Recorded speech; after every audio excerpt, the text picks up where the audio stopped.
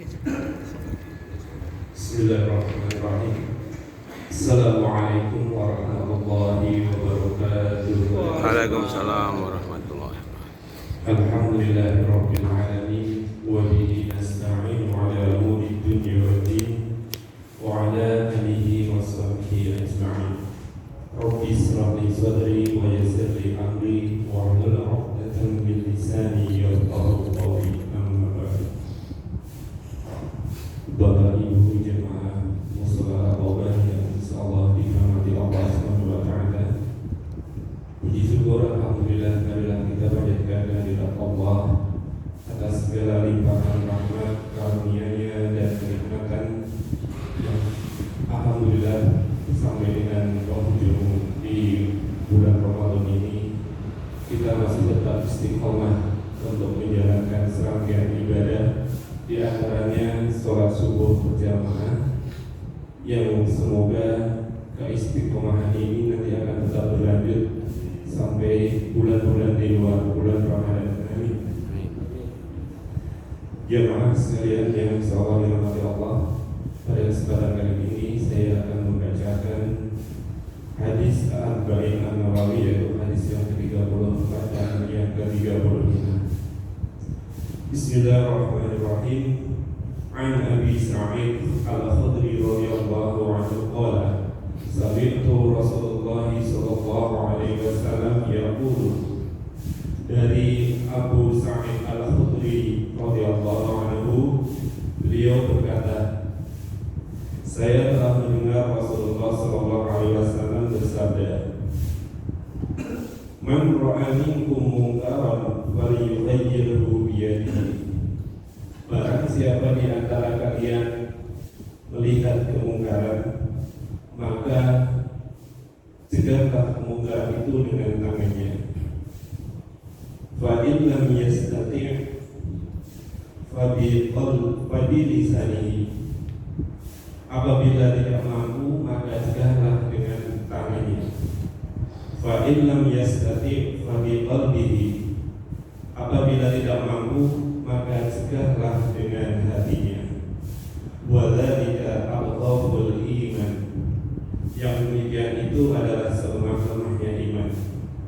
Hadis riwayat Muslim nomor 49. Jamaah sekalian yang dirahmati Allah, kemungkaran adalah segala sesuatu yang dilarang oleh Allah dan Rasul-Nya. Dalam menegakkan amar ma'ruf nahi munkar yang merupakan termasuk perkara iman, bahwa ia bertingkat-tingkat, ada yang kuat, ada juga yang lemah. Dari hadis di atas bahwa kita diperintahkan dengan, yaitu mengubah kemungkaran itu dengan sesuai kemampuan kita. Tidak boleh kita melarang atau mengingkari sebuah kemungkaran sampai diyakini bahwa kemungkaran itu adalah memang suatu kemungkaran, di mana bisa dilihat dari dua tinjauan. Yang pertama yaitu bahwa perbuatan yang dilakukan itu yaitu diyakini sebagai kemungkaran. Yang kedua, perbuatan tersebut dianggap sebagai kemungkaran oleh pelakunya karena ada sesuatu yang termasuk kemungkaran, namun pelaku tidak memasukkannya sebagai kemungkaran. Misalnya, yaitu contoh untuk saat ini bulan Ramadan, makan dan minum di siang hari di hari bulan Ramadan adalah suatu kemungkaran. Namun apabila ada orang yang sakit, boleh saja dia makan, atau orang yang musafir, boleh saja tidak untuk berpuasa. Seseorang apabila tidak mampu mengubah suatu kemungkaran dengan tangan dan lisannya, maka diwajibkan mengubah keburukan tersebut dengan hati, yaitu dengan membencinya serta bertekad suatu ketika apabila ia mampu mengubahnya dengan tangan dan lisannya, niscaya ia akan segera melakukannya. Iman itu terdiri dari amal dan niat. Nabi SAW menjadikan dalam mengubah kemungkaran itu ada amal dan niat. Mengubah kemungkaran dengan tangan termasuk amal, demikian juga mengubah dengan lisan. Mungkin juga termasuk untuk saat ini, yaitu di era media sosial, Bisa juga dengan mengubah dengan tulisan. Mengubah kemungkaran dengan hati termasuk yaitu dalam hal niat. Selanjutnya hadis yang ke-35. Bismillahirrahmanirrahim. An Abi Hurairah radhiyallahu anhu qala qala Rasulullah sallallahu alaihi wasallam. Dari Abu Hurairah radhiyallahu anhu ia berkata, Rasulullah sallallahu alaihi wasallam bersabda, La tahasadu wa la tanajasu wa la tabaghadu wa la tadabaru wa la bayyi ba'dukum ala bayyi ba'din. Janganlah kalian saling mendengki, janganlah saling tanajusi, yaitu menyakiti dalam jual beli. Janganlah saling benci, janganlah saling membelakangi atau mendiamkan, dan janganlah menjual di atas jualan saudaranya.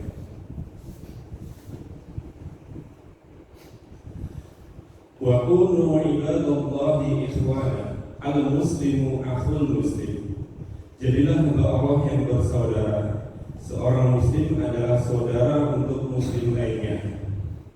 La yaqdimuhu wa la yahdiluhu wa la yaqdinuhu wa la yahqiluhu. Karenanya ia tidak boleh berbuat zalim, menelantarkan, berdusta dan menghina yang lain. Kemudian terjemahan selanjutnya yaitu bahwa takwa itu ada di sini. Beliau mengisahkan ke dalam adanya 3 kali. Cukuplah seseorang berdosa jika ia menghina saudara muslim lainnya. Setiap muslim atas muslim lainnya itu haram darahnya, hartanya dan kehormatannya. Hadis riwayat Muslim.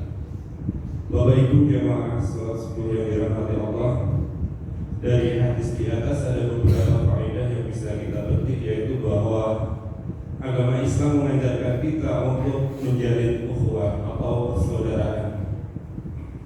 Bahwa agama Islam melarang hasad, yaitu dengki, tidak suka atas nikmat Allah kepada orang lain. Kemudian Islam juga melarang jual beli najasi, yaitu menaikkan harga barang untuk menipu orang lain. Saling benci, saling membelakangi atau mendiamkan, menjual di atas jualan saudaranya, menzalimi, enggan menolong atau menelantarkan, merendahkan, mengabarkan berita bohong, merampas harta, darah dan kehormatan orang lain. Hadis ini juga menganjurkan kepada kaum muslimin untuk saling mencintai. Dalam teksnya yaitu larangan untuk saling membenci, namun sebaliknya secara mafhum bahwa kita dianjurkan untuk saling mencintai. Di antara salah satu cara untuk saling mencintai yaitu dengan banyak-banyak menebarkan salam di antara sesama muslim. Kemudian wajib mewujudkan persaudaraan seiman. Bentuk mewujudkan persaudaraan yaitu dengan saling memberikan hadiah, berkumpul dalam beribadah yaitu untuk selalu melaksanakan ibadah secara berjamaah dalam setiap 5 waktu, sholat Jumat ataupun ibadah-ibadah lainnya. Tidak boleh menjatuhkan kehormatan seorang muslim.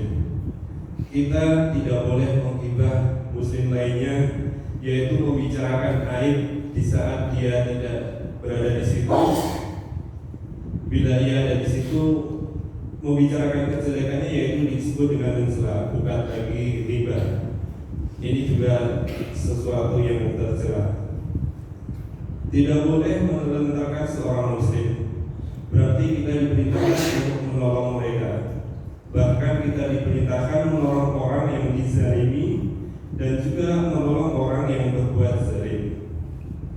Dalam suatu hadis yaitu hadis dari Anas bin Malik radhiyallahu anhu, Rasulullah sallallahu alaihi wasallam bersabda yang artinya kira-kira sebagai berikut: tolonglah saudaramu yang berbuat zalim atau yang dizalimi.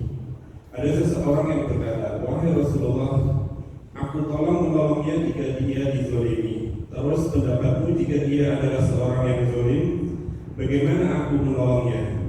Beliau bersabda, engkau mencegah atau menghalanginya dari tindakan zalim, berarti engkau telah menolongnya. Bapak Ibu jemaah sekalian yang dirahmati Allah, kemudian dari hadis di atas juga yaitu terdapat larangan untuk tidak boleh merendahkan atau menghina seorang muslim, meskipun semiskin ataupun sebodoh apapun, tetap tidak boleh untuk dihina. Ini kenyataan yaitu bahwa berapa banyak orang yang di awal hidupnya mereka tidak dipedulikan orang, namun seiring perjalanan waktu Allah mengangkat derajatnya. Allah buka hatinya untuk mempelajari ilmu sehingga akhirnya dia menjadi seorang yang terhormat. Dia angkat lebih berilmu dari kita yang merendahkannya.